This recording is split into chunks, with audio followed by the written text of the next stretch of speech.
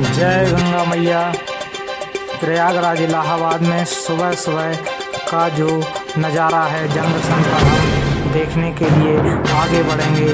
आज देखेंगे कि यहाँ पर कुछ प्रयागराज जंक्शन गेट की एंट्री ले चुका हूँ।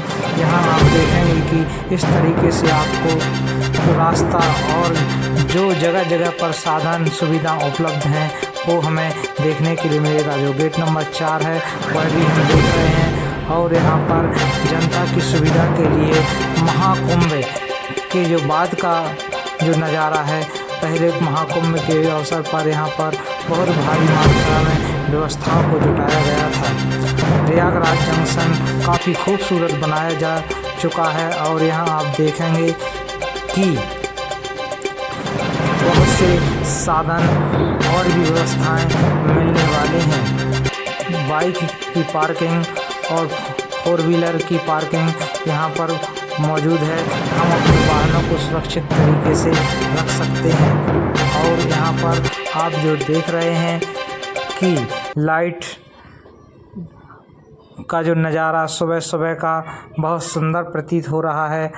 और सीधे अब हम आगे बढ़ते हैं। यहाँ पास में ही टिकट घर है, यहाँ पर टिकट ले सकते हैं। और टिकट घर के साथ साथ हम जो बाहर का नज़ारा भी देखेंगे। टिकट ऑलरेडी पहले से जो लोग बुक कर चुके हैं उन्हें टिकट लेने की आवश्यकता नहीं है। महाकुंभ के अवसर पर यहाँ पर भारी मात्रा में भीड़ भाड़ मौजूद थी, लेकिन अभी यह जो नज़ारा है यह साफ़ सुथरा दिखाई दे रहा है, क्योंकि अभी कुंभ मेले की भीड़ नहीं है। यहाँ पर जो पार्किंग, ATM वगैरह सब व्यवस्थाएं साफ दिखाई दे रही हैं। और पहले भी यहाँ पर टिकट घर हुआ करता था, उसे दूसरी जगह शिफ्ट कर दिया गया है। अब हम देखते हैं कि हमें अंदर को एंट्री करना है और पूरा प्रयागराज जंक्शन का क्षेत्र देखने को मिल जाता है। काफ़ी अच्छा खूबसूरत बना दिया गया है। यहाँ लिखा गया है, यहाँ प्रयागराज जंक्शन देख सकते हैं। आपको कुछ इस तरीके से मिल सकता है। लाइटिंग काफ़ी शानदार है यहाँ की। और यहाँ का जो नज़ारा है यह किसी प्राकृतिक सौंदर्य जैसा लगता है। यहाँ का सौंदर्य सुबह सुबह में भारी खूबसूरत दिखाई दे रहा है। और यहाँ पर काफ़ी संख्या में यात्रीगण भी मौजूद हैं, लेकिन कुंभ के मेले की तरह इस समय भीड़ नहीं है। अब हम आगे बढ़ते हैं। फ़िलहाल सामने पूछताछ काउंटर है और वहाँ पर हम बात करेंगे कि कौन सी गाड़ी कहाँ पर जाती है। उसके बाद हम आगे बढ़ेंगे। आपको कुछ ऐसा देखने को मिल रहा है कि जो गाड़ियाँ हैं वहाँ पर प्लेटफार्म पर लगी हुई हैं, हालांकि यह वह गाड़ी नहीं है जिस गाड़ी से हमको जाना है। अब हम आगे बढ़ेंगे और प्लेटफार्म से घूमते हुए हम इलाहाबाद जंक्शन का नज़ारा देखते हुए प्लेटफार्म नंबर 3, 4, 5 पर हम आगे बढ़ेंगे। और देखते हुए हम अपने साथियों के साथ आगे बढ़ रहे हैं। इलाहाबाद का जो जंक्शन है यह बहुत ही खूबसूरत है। इसे प्रयागराज यानी कि प्रयागराज कहा जाता है, यानी तीर्थों का राजा कहा जाता है। प्रयागराज में आने वाले सभी श्रद्धालुओं का बहुत बहुत स्वागत। सीढ़ियों पर पड़े हुए लोग थकान के कारण भी दिखाई दे रहे हैं अब, और कुछ लोग सीढ़ियों पर चढ़ते हुए एक प्लेटफार्म से दूसरे प्लेटफार्म के लिए आगे बढ़ रहे हैं। फ़िलहाल ट्रेन के अंदर बैठने के लिए लोग तैयार हैं और जो जिसकी ट्रेन है उस ट्रेन में जाने के लिए वह आतुर है और अपनी अपनी ट्रेन की तरफ आगे बढ़ रहे हैं यात्री। अब हम देखते हैं कि यहाँ पर जो ट्रेन के अलावा हम बाहर का नज़ारा भी देखने का प्रयास करेंगे। जैसे वहाँ का गौ घाट है, जो पुराने पुल के नीचे की तरफ जा सकते हैं, क्लब की तरफ यहाँ देख सकते हैं। आप यहाँ देख सकते हैं कि आपको यह घाट अभी स्टेशन पर ही मौजूद हैं। जो गौ घाट की तरफ अपन आगे बढ़ेंगे और नज़ारे को देखने के लिए प्रयास करेंगे। तो यह जो दृश्य है, यह नज़ारा है, यह स्टेशन प्लेटफार्म का है, इलाहाबाद जंक्शन का है। यहाँ पर काफ़ी मात्रा में शासन प्रशासन ने व्यवस्थाएं मुहैया कराई हुई हैं।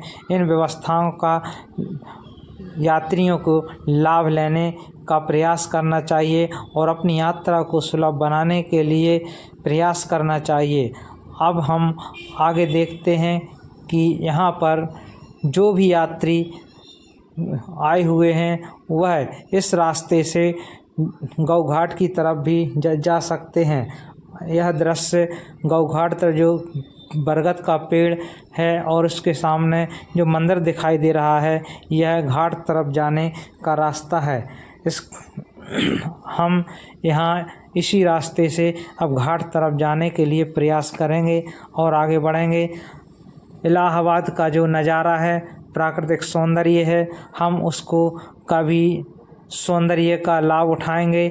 हम अपने आप को कृतार्थ करेंगे कि हमने इस पावन नगरी गंगा नगरी में आने से अपने आप को धन्य किया हुआ है।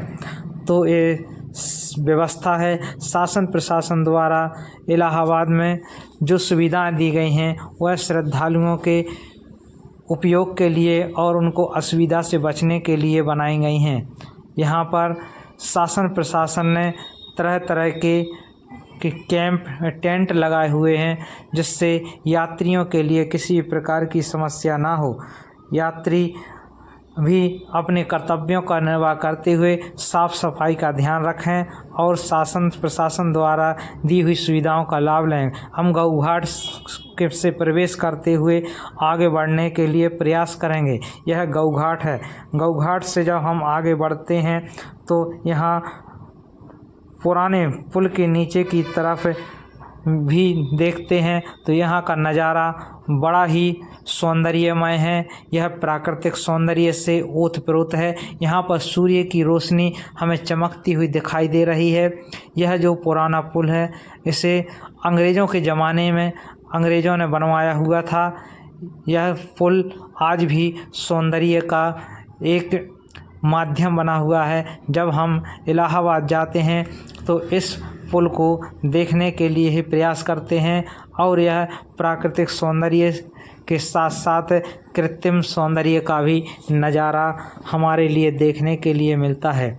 इलाहाबाद में जो महापुरुषों संत महापुरुषों के लिए जो एक पावन नगरी है और 12 साल में 3 साल में और प्रति वर्ष माघ महीने में यहाँ पर लाखों करोड़ों की तादाद में श्रद्धालु आते हैं, पहुँचते हैं और गंगा स्नान का लाभ उठाते हैं।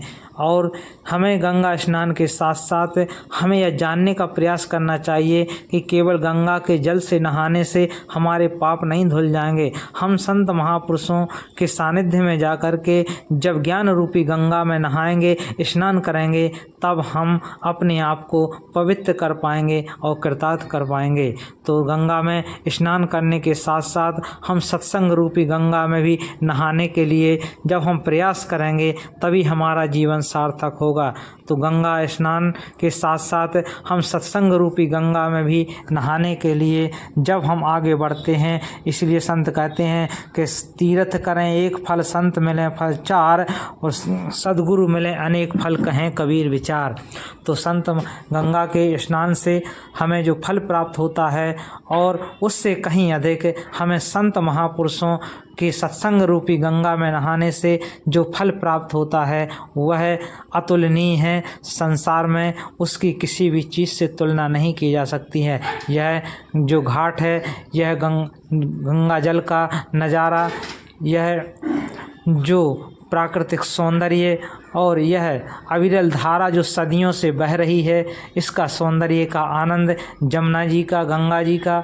तो हम जब इसमें गोता लगाते हैं तो हमें यह विचार करना चाहिए कि यह पतित पावनी गंगा सदियों से जो बह रही है और यहाँ पर हर वर्ष और 12 वर्ष में संत महात्मा साधु महात्मा यहाँ पर एकत्रित होते हैं और मेले में आकर के जनमानस के लिए ज्ञान का प्रचार प्रसार करते हैं। तो हमें सत्संग रूपी गंगा में नहाने के लिए इलाहाबाद पहुँचकर हमें गंगा के जल से भी स्नान करना चाहिए। उससे हमारा शरीर पवित्र होगा और सत्संग रूपी गंगा में नहाने से हमारा मन पवित्र होगा।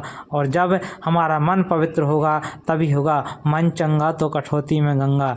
तो मन चंगा कठौती में गंगा तभी होगी जब हम संत महापुरुषों के बताए हुए मार्ग पर चल करके हम अपने जीवन में उनके विचारों को अंगीकार करेंगे और अंगीकार करके अपने आप को बदलने के लिए प्रयास करेंगे, तभी गंगा में नहाना